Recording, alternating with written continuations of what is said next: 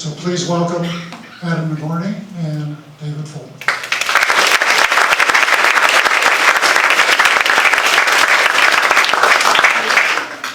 Thank you, David, for that introduction and for welcoming us today, and for all of you for coming. Thank you as well. I want to welcome those who are Montclairites, those who are working journalists, those who are Times staffers, those who are Times alums, those who have heard of the New York Times, those who have had it thrown at their lawns, those who have thrown it back. Any and all are welcome today. We're appreciative of your joining us here. Adam Nagourney, as Dave rightly says, has taken on the bold and brave task of covering the, what shall we say, the great fortunes and the foibles of his own institution. And as somebody who's had to do that myself, it is not an easy thing. So what we have here is a 562-page chronicle of the Times from, I'd say, 1976, is that right? Yes, 1977 until 2016. It's a fascinating read. It's richly detailed. I want to talk to that a little bit about that. Let's start with this. You take on this project in 2016. What made you decide that you wanted to do that? First of all, thanks for everyone for being here. I appreciate it. Thanks, Dave. Thank you for doing this interview. You know, I always wanted to work for the Times. It was always sort of part of my life. I admired it as a newspaper. I admired it as part of American culture and politics. And I guess I was trying to figure out exactly when I decided I wanted to write a book about it. I read and been highly influenced by Gates Leese's book on the Times. It was published in 1969, before most people here were probably born. And, Remind folks the title, which is such a great title. I always get, I was talking to you before, The Power and the Kingdom, right? Is it The Power and the Kingdom or The Power of the Book? I always have to Google it because there's two books like it, but I think it's The Power of the Kingdom. And it's a fantastic book if you go back and read it. And then I was just sort of kind of thinking of it. At some point I was trying to think of a book to write. It just hit me that this would be a really good, important project about something that I love, and I think see the flaws in, and I respect, and I think is hugely important, even now, in American politics, in journalism, in culture, and in life. And you'll see in the book, in some ways it's diminished, but in some ways it's even more influential. So take a moment and talk about your pitch. This is a book that theoretically is not authorized by the New York Times. It's certainly not approved. Nobody got to rubber stamp it or to go through and vet it. But they threw open the doors. You had to talk to Arthur Sulzberger Jr. He was the former chairman and publisher of the Times. What was that conversation like? So the first thing I did, and I can't remember what I did before I signed the contract or right after, but I must have been before. I went to Arthur Sulzberger. He was the chairman and the publisher at the time, as you said, David. I said, I want to write this book, and if I do this, will you cooperate with it? Will you give me interviews? Right? And he said, let me think about it. Arthur is by nature very deliberative, and I think very aware of the history of his family and the importance in the history of the New York Times. And he came back to me about 4 weeks later, and he said, I have agreed to do this, but I'm doing this. I'm not telling anyone else what to do. And that emphasized was a key part of this book from the beginning, that it is not an authorized book, that I got the cooperation of him. He made very clear that, sorry. Somebody was cutting a version to hear everything you're saying. Okay, thank you. Better? Yeah. And right they are. And you said no one else, you said you're on your own to get the other people to cooperate. I think he didn't even ask I would ever offer to let them see anything or to approve it. The one thing I did not realize, in retrospect, is I guess it's obvious, given the culture of corporations, including the New York Times, is once the chairman says that he is going to agree to an interview for a book like this, everyone else does. So pretty much every single executive editor, the major players, all agreed to extensive interviews. And I think that was one of the two keys to making this book work. One of the fascinating things about the book, listen, the New York Times is not technically a broadcast company. So we have a little forbearance here. There's a difference, right? That's right. One of the interesting things is Sulzberger didn't just say, it sounds like, Adam, you were saying he agreed to an interview. Right. Or a couple interviews. But actually, he threw open the gates. I mean, he said, why don't you have all of the archival stuff? Why don't we give you access to the personal, his father's correspondence as well. So tell us about that, because that is, this stuff, when you're reading it in the book, you're reading not only the official corporate things that you might not have access to, you're reading the, at times, obscene ditties that his father is writing to the executive editor of the newspaper about how he feels about women in the newsroom. I mean, there's some extraordinary insights in there about how these august solons and, pillars of the journalistic community express themselves, maybe letting off steam, maybe revealing a little bit about their true selves, maybe a bit of both, behind closed doors, right? Yeah, it's a great question, and it's actually a little bit not what it appears, so let me take a minute. So the Times had official archives through, I think, 1986, where you were required, if you were a senior editor at the Times, to put your papers over to the archivist, and they put it in the public library. And they're there for anyone to go through. They're there. I spent, months, maybe even years going through the papers up at the New York Public Library. That was the first part. Here's the second part. Before me, Alex Jones and Susan Tiff did a book on the Sulzberger family, you probably read it, called The Trust. In that case, the Sulzbergers opened up a closet or wherever it was and gave them tons and tons, complete access to the Sulzberger family papers. As I understand it, what happened is after the book came out, which is a terrific book, but also has some, not necessarily complimentary things about the Sulzberger family, including marital stuff, and you can go read it. The Sulzbergers kind of flipped out, and they sealed their papers. So Punch's papers are now sealed until 2036. Arthur Jr.'s are sealed until 2065. Now, the thing is that Alex Jones made copies of the papers, of the Punch's papers, and when I went to him, he very generously agreed to let me go through all of them. So once archived, you can't put it back into the barn, right? So once they were out, they were out. And then, papers are never only, like Arthur's papers are sealed. He never let me have access to them. But once stuff is out, it's out. And if you write a memo to someone else, it just sort of gets out there. So I don't think I got everything for sure, but I got a lot of stuff. The other thing is I was upstairs in the Times building going through old oral histories, and they kept giving me file after file of material. And in these files, they included some papers from Arthur. Year by year, documents he had written. And Which Arthur? I'm sorry, Arthur Jr., I'm sorry. When I'm talking about the younger one, I'm going to say Arthur, the older one, I'll say Punch. And I'm not sure they wanted me to have them, I'm understating that, but you go through them and you find nothing thank you letters, but you find notes from him, to him from Donald Trump. Or you find, for example, a note from a columnist, Bob Herbert, who would run into Arthur Jr. in an elevator, only be told he was losing his column. So it was a great source of information. The third source was, as I told you before, they ended the archival program.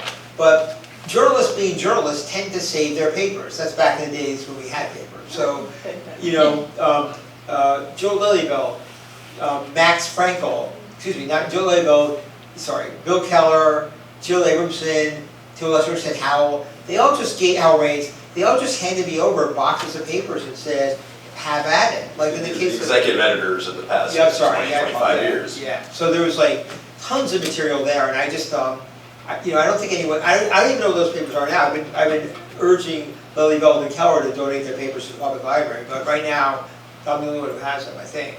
All right, so let's talk about the institution itself, because for those who are not steeped in the minutiae of the Times, they think of this as this great institution, also this great news organization. 2016, before you delved into various archives, you worked there since 1990, is that right? 1996, I'm sorry. So you worked there for quite some time, 20 years. What would you have said about the Times if I pulled you here at the public library here in Montclair and said, tell me fundamentally in a nutshell the nature of the Times, what it is and what it represents?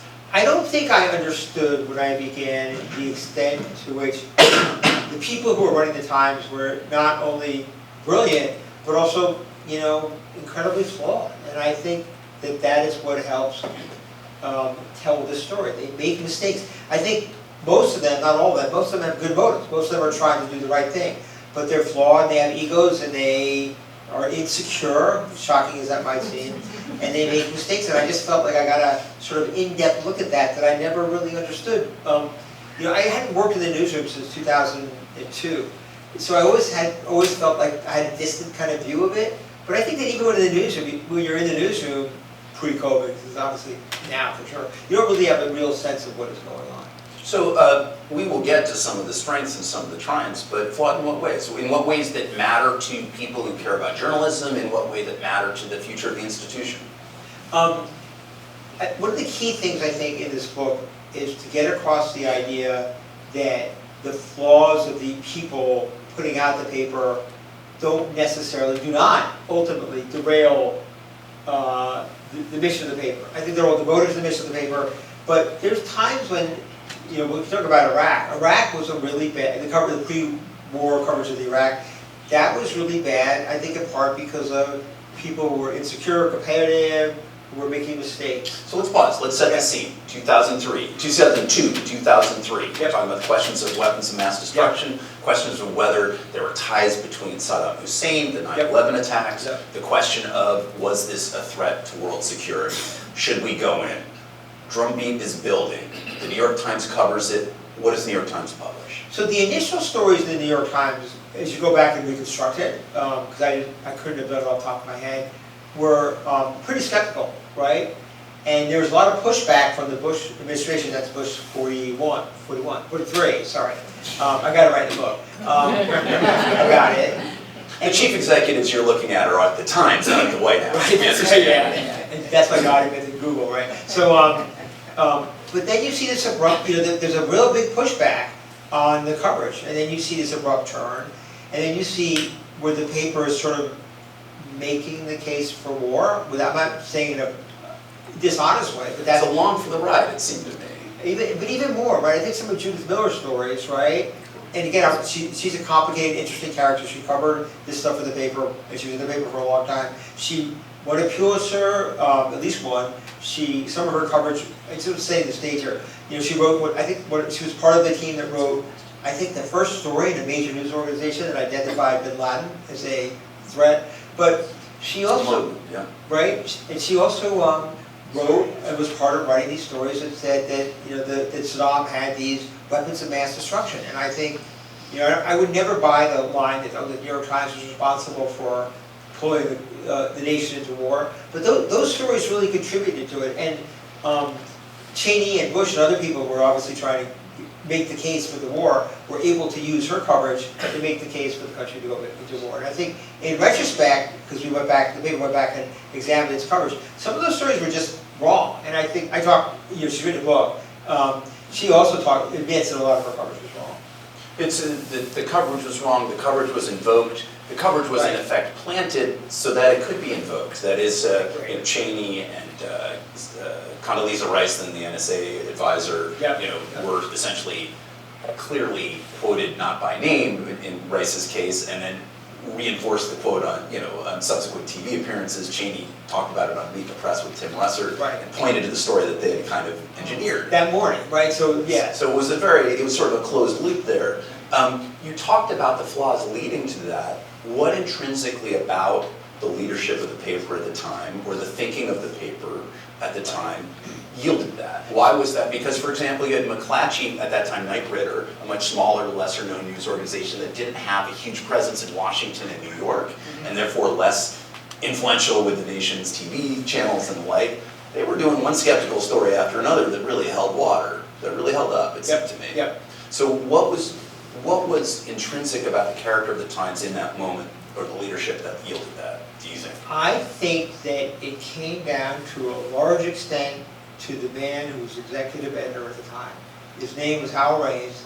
I think that he's a brilliant journalist to this day. I think he's done incredible stories, and I think that he came in with the idea of, as he said, increasing the metabolism of the newsroom. He wanted to jump on stories. He wanted it to be first.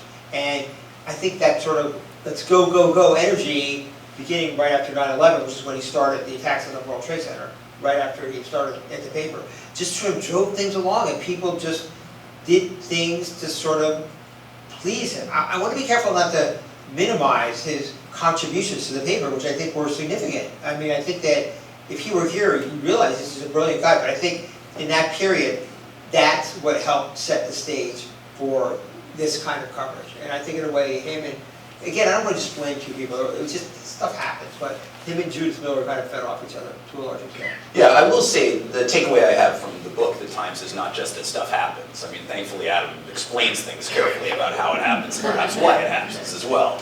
I think, go ahead. I was just gonna say, because it's harder in an interview, I want to be careful not to just do caricatures of these people that I write about, and I don't think the book does that. I mean, I think they're really complicated people who make mistakes, who get things right, who get things wrong, and even people here who might consider, say, Judith Miller a villain, right, or Jason Blair a villain, or even Howell Raines.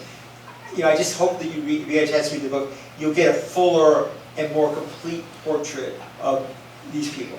These are much richer portraits of those folks, even in times where Jason Blair, at this point, admitted plagiarist and fabricator, somebody who helped bring the Times and Raines to sort of the lowest abysses of reputation and journalistic experience, comes off as a textured person in the way that one would hope would appear in the Times, and certainly does here.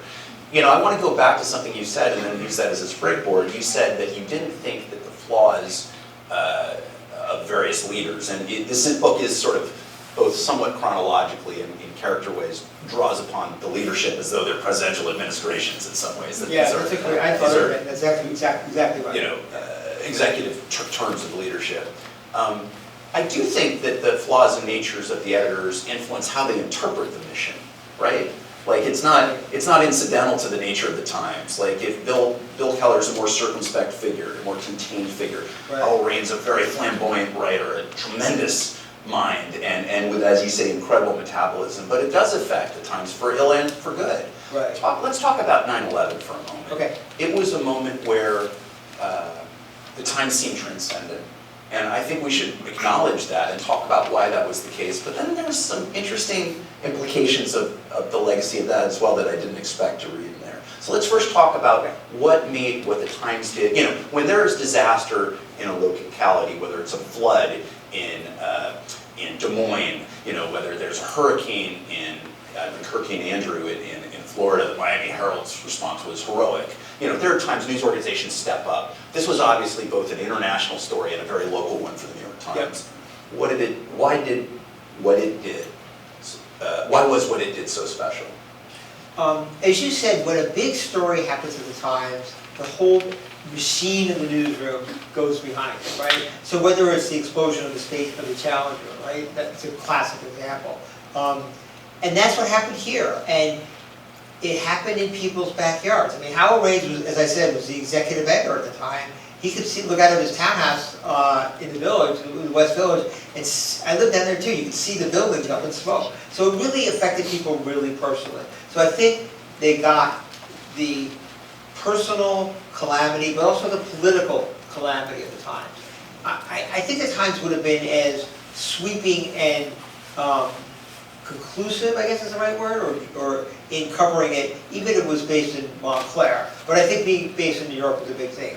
I also think that the New York Times is built to cover stories like this. And it has, I would argue, redundancies of resources, right? Like if some reporter doesn't come in because he or she is drunk, there's 5 other people ready to go in. And they've never been not willing to spend money on a big story. So on a day like that, or on a day of the Challenger explosion, they cleared the paper of all the ads. They used to have advertisements in the newspaper that don't sell. They cleared the paper of all the ads. Everything links later to explain it.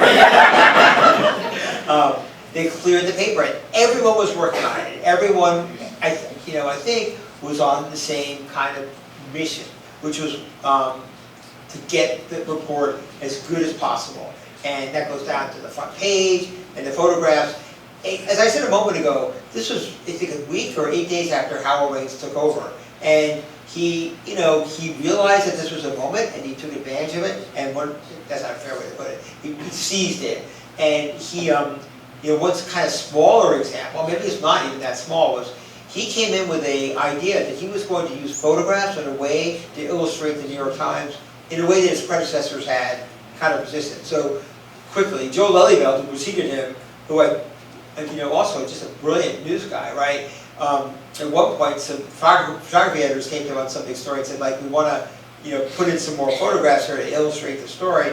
And he goes, I'm not doing that, better luck with the next guy, right? Well, Howell Raines is the next guy. So he comes in, if you look at the front page of 9/11, I think 2/3 of it is a picture of the World Trade Center. There's a meeting, not getting too in the weeds now, between editions of the paper, editors usually gather and say, what are we going to do next? What are we going to throw out of the paper to make room for the additional reporting that has come through? And Howell Raines said very clearly, we are not going to reduce the size of photographs or throw out photographs to make room for news. And I think that's a big change in the way the paper thought and operated. And arguably there's a line to that to where it is today, where it's more kind of, obviously, more digital and everything else. It did seem to foreshadow that. I think it did, right? It's more visual, right? News gathering and Right. news presentation and Yep. absorption of content and information is not simply going to be done through the written word, as strong as that remains. That's right, and that was hard to do for a paper with the New York Times. You have people who love to write, who have huge egos. Hard to believe as that is. They also did the amazing, listen, I don't want to in any way diminish what other news organizations did. The Associated Press, the Wall Street Journal, and Wall Street Journal, right, Bill yeah. Gruskin, Yeah. basically operating the Journal out of his Yeah. apartment on the Upper West Yeah. Side, with that as his own offices are essentially under attack. Yeah. Astonishing. But what the Times did with Portraits of Grief Yeah. as well was amazing. At, giving essentially thumbnail tributes to all these people who were not famous and would not otherwise be taken notice of in the New York Times. But you mentioned in the story, and I thought this was so interesting and surprising to me, how the legacy of that actually took its toll on the Times itself. You wrote a portion in here, if I didn't misunderstand it, where it was, the notion was, Raines was this was such an important commitment, Right. among others, that the toll it took on the staff itself was sort of relentless, that there was no understanding that at times they needed to figure out a way to process this. And that the greatness also, even putting aside Jason Blair, putting aside what would happen with the question of Iraq coverage, his greatness also contained in some ways his great flaws as well. Right, so he would come in, so in the days after, there's no question that everyone was all, whatever that cliche is, all guns out, or, the day of the tragedy. But he would come in he slept that night at a hotel 2 blocks away, came in, and he'd go in and like every day, he'd be like, it was like, let's go, go, go, right? We're gonna go after the story, and, people were not expected to like take days off or to sleep, because this is a big story, and he wanted to get it right. And I think after a while, people just began to burn out a little bit. And now it seems, now editors, I think, are really concerned about the emotional well-being of their reporters. Maybe even too much, I don't know. But at that time, I don't think he was, and I think that began to lay the seeds for the kind of back push that he felt years later, the resentment that he felt over the years. So let's turn the dial back earlier. Let's go a generation before. Your book starts, although it dips into it a little bit, it starts a few years after some of the signal moments of the 60s and 70s coverage. Right. The Pentagon Papers really doesn't put the New York Times on the map, but it really grounds the idea that the Times is going to stand up to the strongest forces in America when it thinks it's necessary in terms of journalism and all that. And despite Tom Hanks and Meryl Streep, it still lays claim to the Pentagon Papers as this great, legacy. There's also throughout your book, to a strong degree, this is not just sort of in passing, a look at the Times' struggles in figuring out how to incorporate changes in society within itself. The idea of the role of women is very early introduced and talked about throughout as a sort of a common line through the book. The role of gays, gay journalists, as well as gays in society more broadly, and later on LGBTQ. The question of race in the Times. You mentioned Bob Herbert, this very distinguished African-American columnist who had been brought in clearly to say we need these voices on our pages. I guess Roger Wilkins had been earlier, but nonetheless, there have been very few. And Sulzberger just sort of diffidently saying, Sulzberger Jr. sort of diffidently saying in an elevator, I think you've had your run. Now, I may actually be in favor, and we can take this up with a noted Montclairite later on about this policy, in favor of some notion of term limits for Supreme Court justices and op-ed columnists. But nonetheless, for that to be the way in which Bob Herbert was addressed, particularly as I think the sole African-American voice on the pages. He was really the first black columnist. Is that right? I don't remember he was the only one at the time, he probably was, but certainly the first. Yeah, and so it says that the Times really struggled with that. You were writing your book, or starting your book in 2016, and writing it presumably ever since. You're doing this at a time of the Me Too movement. You're doing this during the George Floyd and the BLM and the social justice movement that roiled the streets, but also newsrooms throughout the country. How much did that affect how you approached what you were looking at?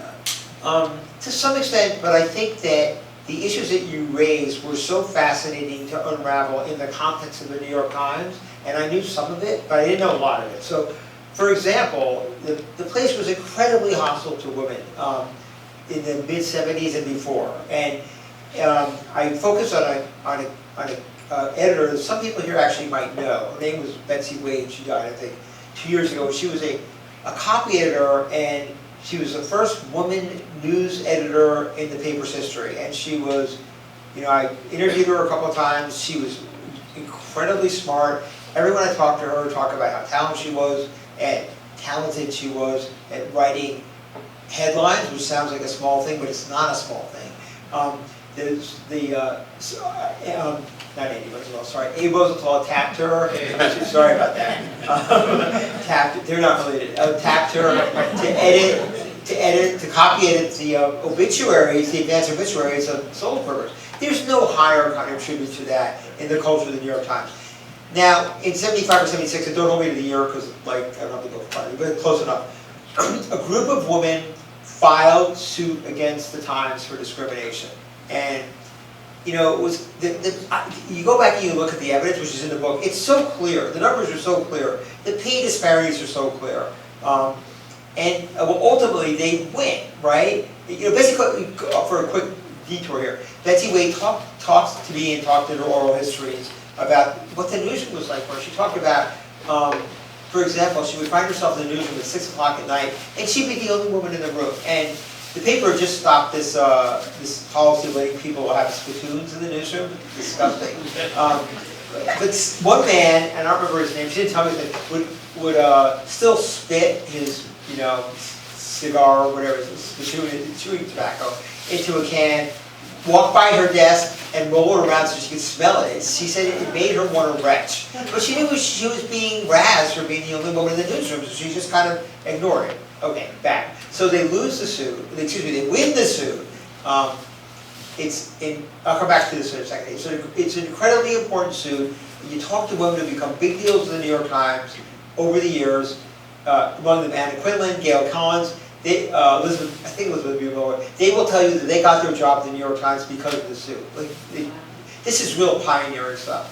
So one day, Wade is in the elevator, Betsy Wade is in the elevator with a senior advisor, editor, distinguished journalist named Sidney Grusin.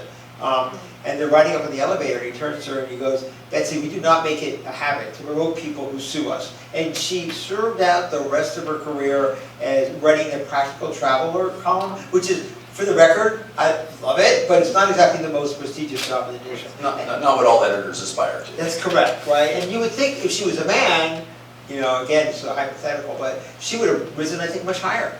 But she was punished because of that. And that shows how much the newsroom has changed.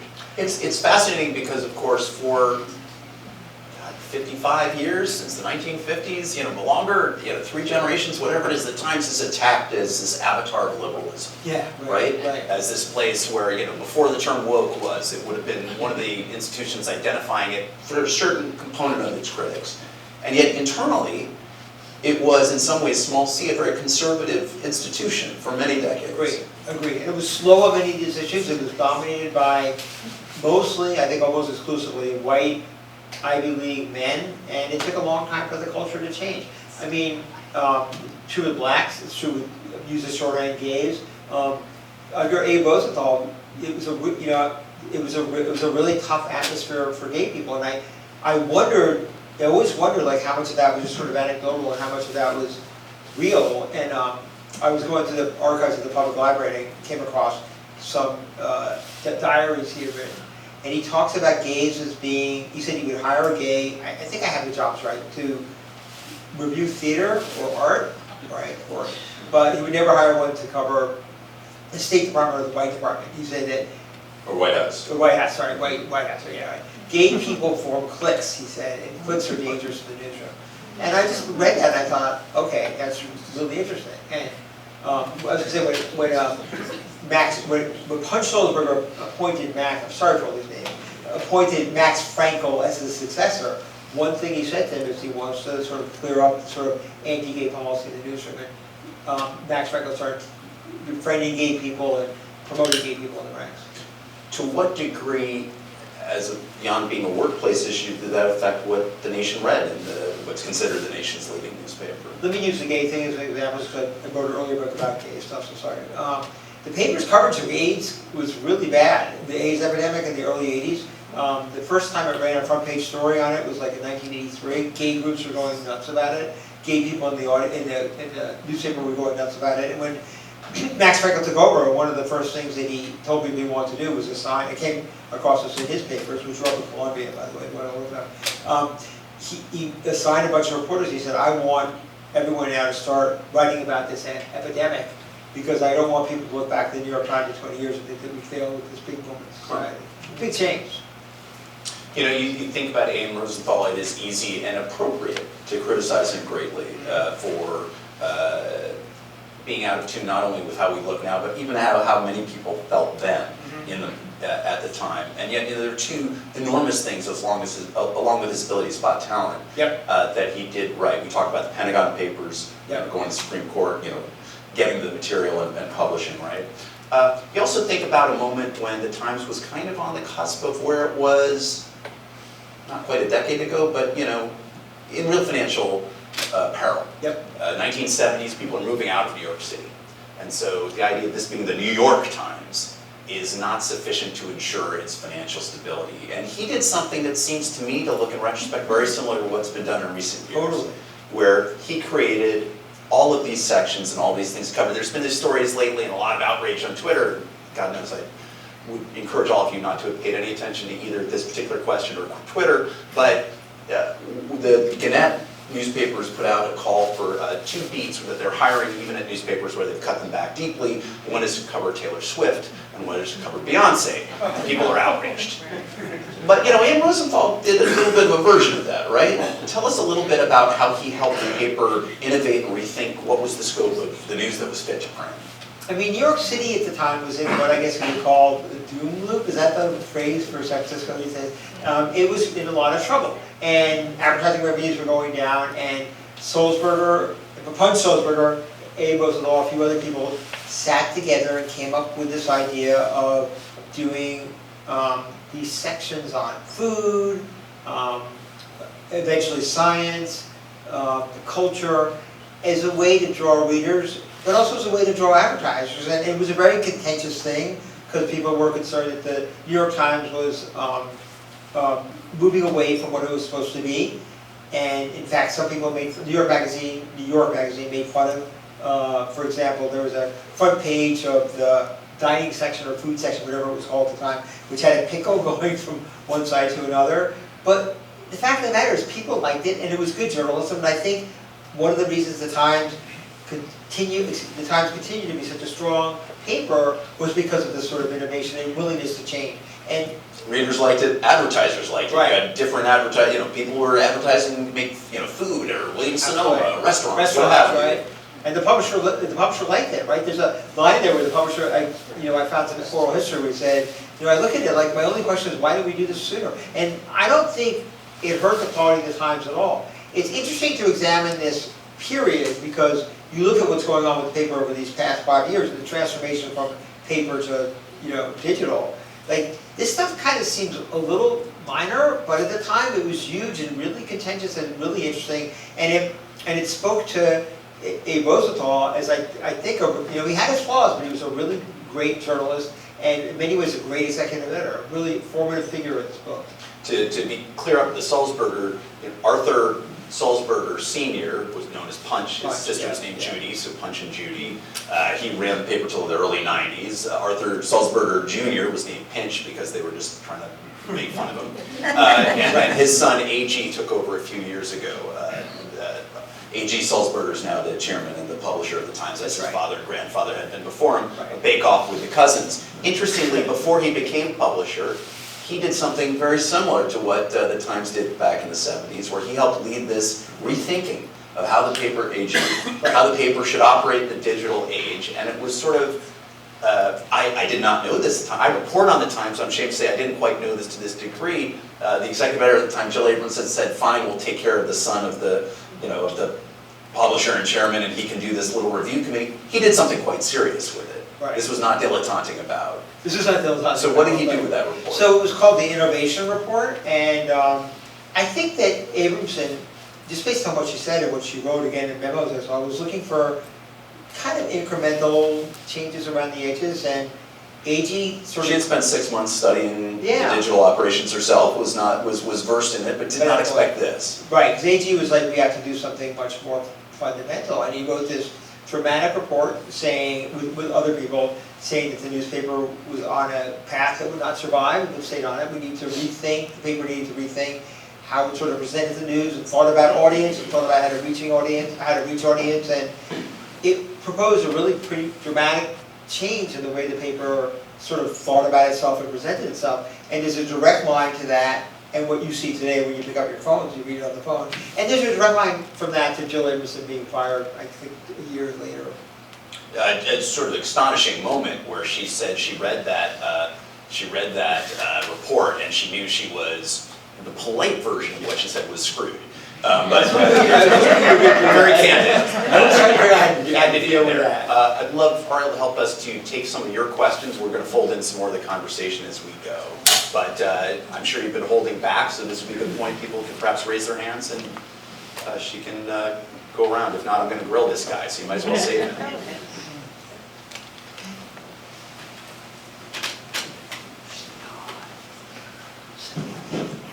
What's been the effect on the Times of this family that controls it? I mean, even running, not even in the background, but actually running the thing, 3 generations, maybe more, I'm not sure. How is that affected? And this is not about the Rosenthal's. We're actually talking about Salzburg. You know, I think, and I don't think, this is the last, correct me if I'm wrong, the last major family-controlled newspaper in the country. If you don't count Jeff Bezos. Right. Good point. If you don't count Rupert Murdoch, but that's a different conversation for a different day. And it's been going on since 1896, or, I mean, since, Yep. right? Yep.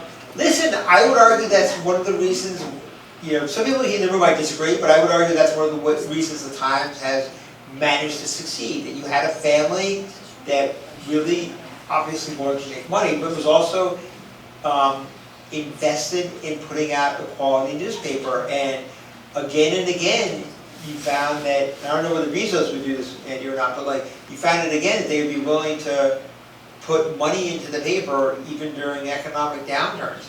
It was very rare that you saw layoffs of journalists. And there's an old cliche that a lot of people take credit for, but I do think it was Abe Rosenthal who said, let's put more tomatoes in the soup, right? Like, in other words, like, even if things are bad, let's make the soup taste better. I guess I'm getting down into metaphor hell here, right? To sell the paper. And I think that is very, part of what a family newspaper is. And I mean, the Washington Post, I'm not going to talk too much about that because I don't know it as well, but I'm not sure the Post has done that well as a national kind of newspaper the way the Times has, even though it's obviously fantastic on Washington political stuff. And I think a lot of that is because this is a family newspaper and there's pride of family in it. And there was a period when the paper was struggling financially when they began cutting off dividends to family members. I mean, that's kind of unthinkable. People, obviously, they weren't happy, but they agreed to it. And the Post adopted, of course, a slightly different strategy. They thought they were this great local newspaper with a region with a real sense of itself that happened to be in the federal city. And what's interesting, and Marty Barron has his own memoir just out about his experience at the Washington Post, is how that sort of parlayed during Jeff Bezos's, I must say, from the outside anyway, fairly benevolent ownership. It seems that way, right? It seems as though, a lot of the fears about interference in terms of advancing corporate interests really have not come to pass. I think there's another question there. Yeah, there was an article this morning, it sort of relates to my question a little bit in today's paper, about the average American just throwing up their arms, their hands, in terms of, the competing narratives in the society right now. I just want to ask your opinion in terms of, in terms of the smear job done against the mainstream media. You know, the smear job that's been going on for years, not to tell you about it, Fox News, the Post, the right-wing talk radio, so that nobody believes that there's any credibility to the mainstream media. It's all elitist, it's all liberal, and it's all against the small guy. So how does the Times, and how do you feel about the way we can combat that belief?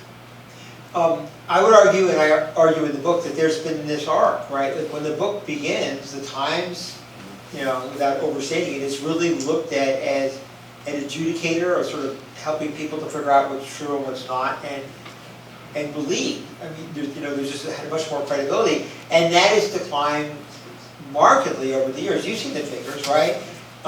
And I think it's declined even more because various organizations, Fox, the former president, Trump, has tried to discredit the Times and other mainstream media. And let's just be honest, the Times has done stuff over the years, Judith Miller, Jason Blair, just to name examples from my book, that has sort of fed that kind of narrative, right? I mean, I think the Jason Blair stuff and the Iraq stuff really hurt the credibility of the Times, and I think that's part of why the paper is where it is today.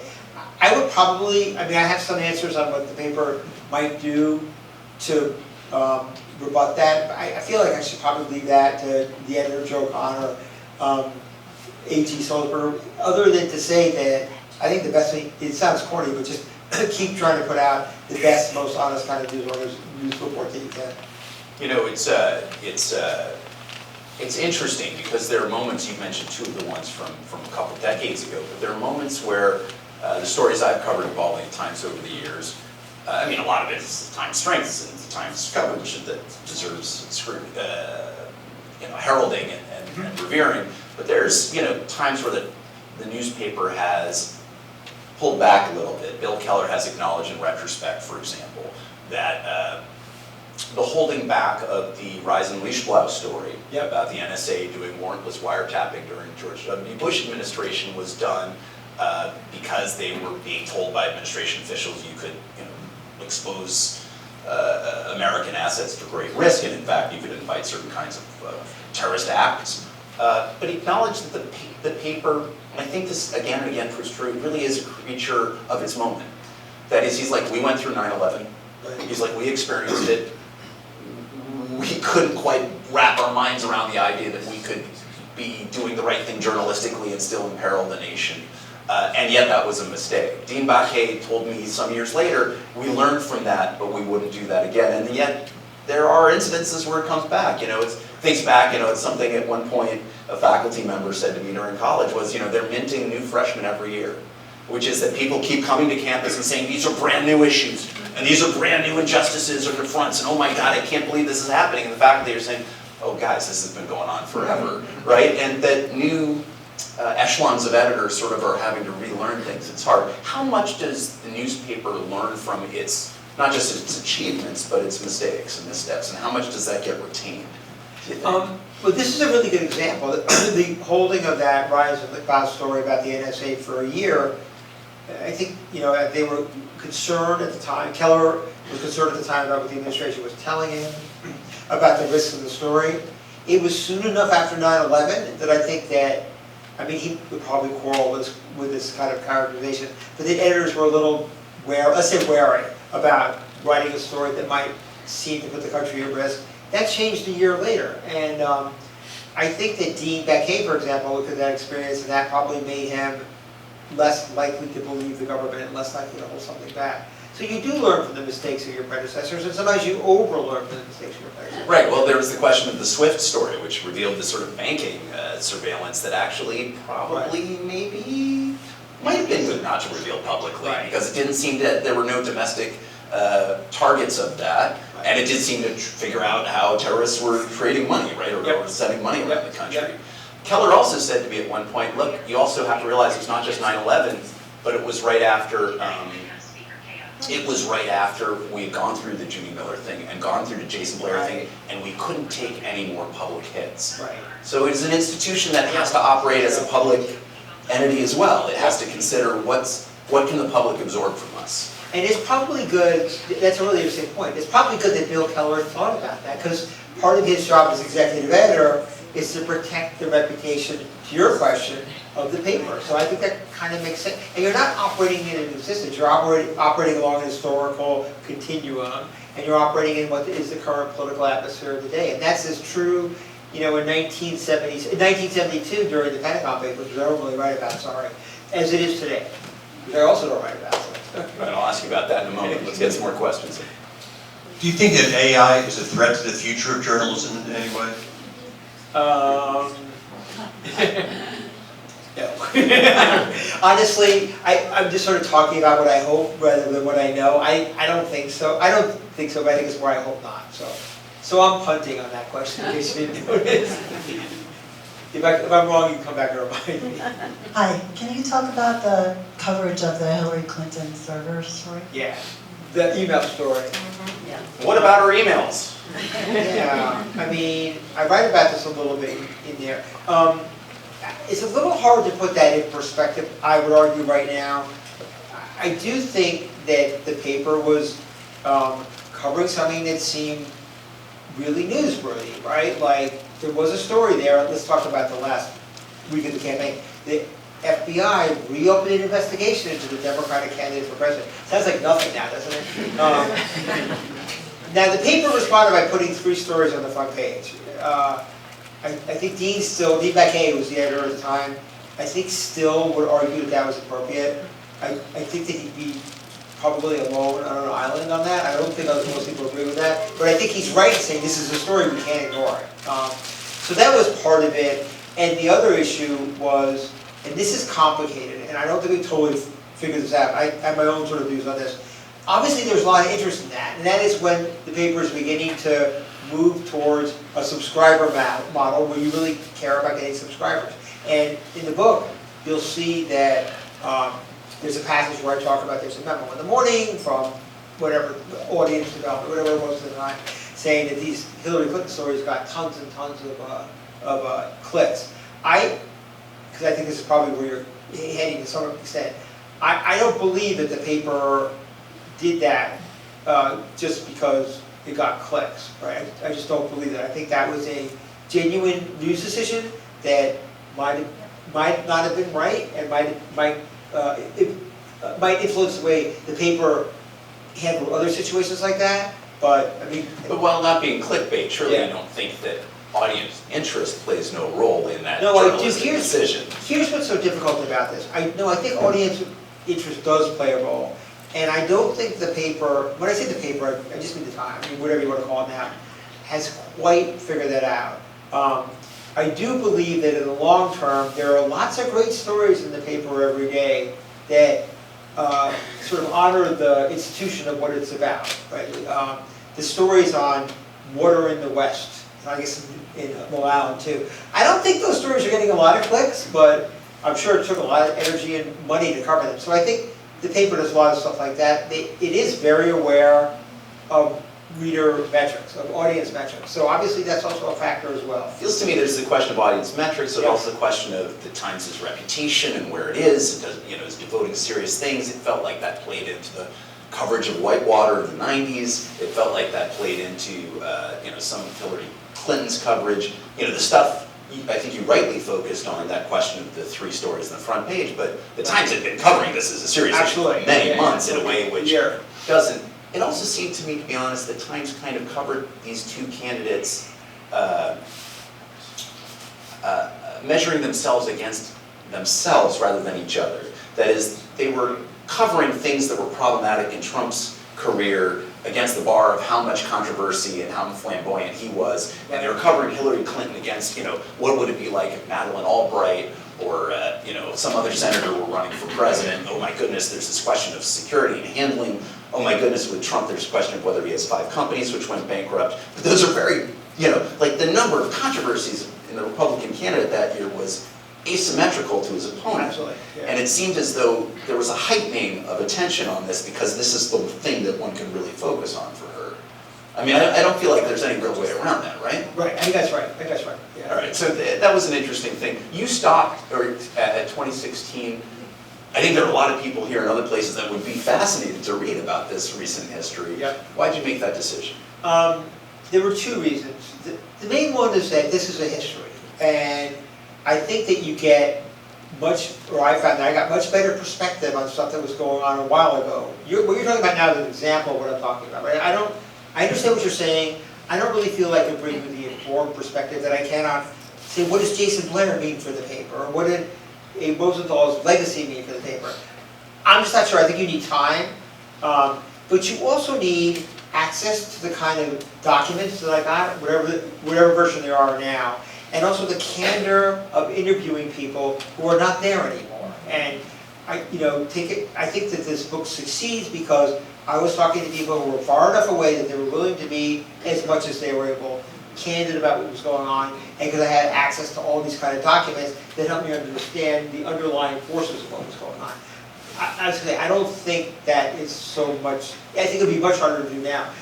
In answer to your question though, do I think there's a fantastic book to be written about the period we're in now? Absolutely. Do I think it should be written in 10 years? Yeah, maybe even 15. I mean, I can give you 25 different things that could be in that book. Elimination of the sports department, the definition, the self-definition of the publisher versus the executive editor. I just, we have time for that. So.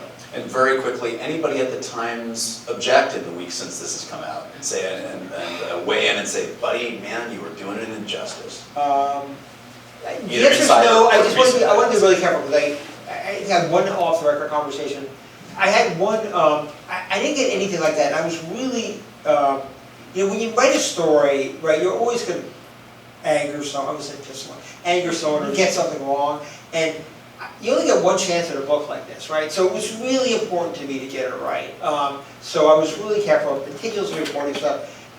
The one nit I got, nit, I'm undermining it. Somebody, it was an email from someone, and you're going to definitely know what it is. So, an executive editor who said that I should have spent more time on WikiLeaks and how that changed the culture of the New York Times. Because the New York Times was always so disdainful of working with anyone else, right? But now they were beginning to cooperate with other people because the journalism sort of ethos was changing. And when I read that, I thought, that's a really good point. Fair. The other point this person makes, who we both know who we're talking about, Bill Keller. It rhymes with Bill Keller. I don't think he'd mind. I don't think he'd mind. And I'm going to preface this by saying I don't agree with it. So he said that he thought that in sort of recounting all the drama and editors and publishers, that I lost the fun and, I guess, dare I say, glory of working in a newsroom, particularly the New York Times. And I don't think that's true. I'll leave it to you to read it, but I think, and I'm reading it again, thinking about that, like whether, again, it's 9/11, or whether it's a Challenger, or whether it was when Spitzer got knocked out of office, or, whatever. I just think that this sort of why people work in the New York Times, why in a perverse way is fun, I think that comes through. I don't think I could have written a book like this where it was just sort of like a grim Without joy, right? Without joy, right? A grim death march of overly ambitious, insecure people, like we all know people like that. I mean, it would have gotten boring. The interesting thing about it, Adam mentioning Bill Keller, is that when I was reporting on that during the time, I talked to Keller, I said, how do you view WikiLeaks? And he says, a source. I said, well, they're really a partner in this. They have provided you with this extraordinary cache of documents that Scott Sheen and these other brilliant journalists are going through and sort of figuring out how not only to use it, but how to keep stuff out that would, expose people to harm or threats or the like. And Keller really struggled with that in the moment, but it sounds like he had a time to sort of let it unpack and to think it through in the time since. So, to my earlier point, perspective, right? Like at the time, I'm sure he was resisting what you were saying. Very much. But 10 years later, he's like, as you're looking through it with the benefit of time, you realize, oh, this is part of the continuum. In one way, the New York Times changed in a very And then you fundamental have way. the Marshall Project, Exactly. ProPublica, or 1,000 Exactly. other partners to do it. Please. Thank you for your patience, by the way. Thank you for both of you for your great discussion. This might actually not fit into your timeline. Okay. I lament the loss of the metropolitan section. Mm-hmm. And I used to start reading the Times from the metropolitan section. And I think that went away after 16, I think, so it doesn't quite. I can't tell you the year, but it wasn't my time frame, but yeah. Was that in the- It was, yes. Oh, was? Yes. Can you talk about why that, I mean, that was the local paper part, and that's gone. I wish I knew the answer to that. I don't, but I will tell you this. When I started at the paper, I was hired to cover national politics, presidential politics, the Bob Dole campaign. And then I went back to work for the Metro section as the chief political reporter.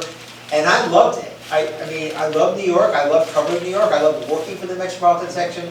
And, you know, my heart fell a little bit when they abolished it. I know exactly what you're saying. I'm sure it would have to do with, you know, money and page count and interest of readers. But, you know, I miss it too. And there's still some fantastic coverage out of the Metro reporters, but I don't disagree. The only thing I would tell you now is that since we're all on digital anyway, no one notices. So it doesn't matter quite as much. If I could add a non-expert observation, two things. One, first, if the last generation's a guy, woe betide the next governor of the state of New York who takes the metropolitan section lightly, because they all seem to be knocked out by it. The second thing I'd say is that it happened, I believe, in the aftermath of the global financial crisis, when papers just don't have the pages, the advertising to sustain it.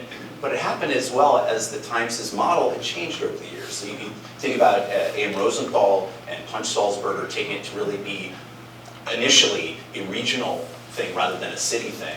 And then they did the next logical step. They made it a national subscriber base. So you have papers, or a paper like the Times, the New Yorker, finding 50% of its, the New Yorker found 50% of its audience in Adam's home state and my state where I grew up, California. You know, even though it's the New Yorker magazine, right? And the New York Times is a national subscriber base for print for many years, and now for digital, national and global. It's a shrinking percentage of audience interest, even as it's, when it fades, it's a tough thing. I did a story in 2009 just imagining what would happen if the Hartford Courant went away. And I went in the state capitol there and looking around, and the New York Times had abandoned its desk there, and the mail was piled higher than me on its desk, right? Because they were all gone. And it's a problem with that retrenchment. I agree with Adam about that. But the physical paper sections no longer matter as much as they now have, you know, some hundreds of thousands of subscribers and some, you know, close to 10 million digital subscribers if you include all the sort of additional, you know, games and cooking and Wirecutter, but many, many millions of digital subscribers. So it's there. But in any way, I'm with you. It's hard to find. You got to work at it. Well, you can bookmark it, or you can save my times and save it, but it's making you earn it, right? You got to figure out where to. But you used to have to turn it find the section. The Post really, The New York Post, Washington Post, the Washington Post. maintains their local coverage. The Washington Post always believed, Len Downey, and there are others here in this room who know this stuff better than me, but Len Downey and the Graham family are like, look, we're going to cover traffic, we're going to cover local sports, we're going to cover local school boards. Like, we are all about that stuff in a way that the Times kind of didn't do. And it's just a different kind of I mean, publication. just real quickly, the time Yeah. Arthur Silver Jr., you know, he did screw up, obviously, some stuff during his career, but there are two things that he did that were very significant. One was he did the paywall, other people were involved with it. That was a pretty crucial decision. The other was that he decided to make it a national paper. And as part of that, there was less focus on New York. I think I can't tell you the figures, but there are now more subscribers in your home state than there are in New York. That's where the money is. In back, but not. It seems like some of the greatest investigative reporters, at some point in their career, they have to leave the New York Times and work outside it. You mentioned James Risen. I mean, he now works for The Intercept, and of course he writes great books about the CIA and so forth. But maybe the greatest of all before that, Seymour Hersh, at some point he had to leave. I don't know if it was voluntary or he was pressured out or something. But why, do you have any knowledge about why some of these great investigative reporters can't remain at the Times? I mean, two things. One is the fact is there still are a lot of great investigative reporters at the Times, and there's a lot of churn. And I think, you know, investigative reporters tend to be more restless and more difficult to deal with, and that's what makes them great reporters, so they keep moving on. But like, Jeff Gerst's another one, he stayed around until he retired. I mean, there's lots of, Rice's gone, there's still lots of great investigative reporters. Eric Lipton's there's still lots of great investigative reporters there. Mark Mazzetti. Mark Mazzetti, right? We could probably make a list. That comes to sort of, there's Yeah, there's a lot of them there. I know what you're saying, but I think it has to do with the culture of investigative reporters and just what they're like. And the Times does, to be fair to the question, the Times does serve as a break in some ways on some of the conclusions, on some of the aggressiveness that some investigative reporters make, and they, there is that tension that makes investigative reporters great. They want to do that. There was a line here that is just in a footnote to give you how rich this book is and larded it is with interesting information, but it's a line from Howell Raines. There's some back and forth after Raines has been fired in the wake of the Jason Blair, really, but also the Judy Miller scandals. And he talked about, at a certain point when he came out in an Atlantic story, about how he had felt the paper had been complacent. He was trying to shock it out of that. And Sulzberger Jr. rejects that idea. And Raines says, I can guarantee no one in that newsroom, including Arthur himself, believed what he said. It was a ritual incantation meant to confirm the faith of everyone present in the Times' defining myth of effortless superiority. Now, I am not asking you to adjudicate who is right there, but I am interested in the idea of that the Times is sui generis, that there is this effortless superiority of the Times. To what extent is there some truth in what Raines was saying? I think you're bringing the past tense, right? Or in the present tense? In the past tense, I think it was right. I think what Raines was saying, besides the fact that you just saw there why I think Raines was so terrific, that's a fantastic piece of writing. That's what he talks that way. But I think that's true. There's always been this sort of like, sort of we're better, we don't have to work as hard because everyone wants to come to us. We're just sort of smarter than everyone else. And I think that was an attitude that infused parts of the Times newsroom back when Raines took over. I don't think it's as true anymore at all. How come? I think because there are fewer newspapers and there's more of a impetus on cooperating with other people, and there's lots of, and there's other organizations that are newspapers that are competitive, so you can't really operate that way anymore. So I don't think that's, I'm going to say as true anymore, even though I might go as far as say true. If you disagree, Doug, Andrew's here, that's my... No, Adam Nagourney is effortless at this. I don't disagree at all. Struggling. So I think, one more question, if anybody has one, maybe one more, and then we're gonna move on to the sale and signing. Any questions? This is your chance. Okay, well, I just want to say what an incredible privilege it's been to hear two such top-notch journalists talk about their craft, talk about their profession, talk about their business, and how wonderful it is to share this memorable afternoon with all of you. And before we go to the sale and signing, which will take place in the cafe adjoining the auditorium, I just want to say, as I always do, that although we're a public library and we're all about giving it away, and you can borrow Adam's book from the library, if you really care about writers and you really care about this kind of book and you want these kinds of writers to come back to Montclair, please consider buying the book. Because that's the ultimate compliment that you could pay a writer, is to want to have their book and to keep it in your library, and you would even have the good fortune of having Adam sign it. So thanks again for coming out. And also one last thing is that we are going to have another really outstanding program next Saturday with Rachel Swarns, who's written the 272, which is about how the Catholic Church sold almost 300 people, enslaved people, to shore up Georgetown University. And it helped spark the nationwide reckoning of institutions of higher education with their historic ties to slavery. And she'll be talking to Khalil Gibran Muhammad, who is the director of Harvard's, I might not get this right, Anti-Racism and Institution center. And so it's going to be a really great conversation. I hope that you'll all join us again. And thanks for coming.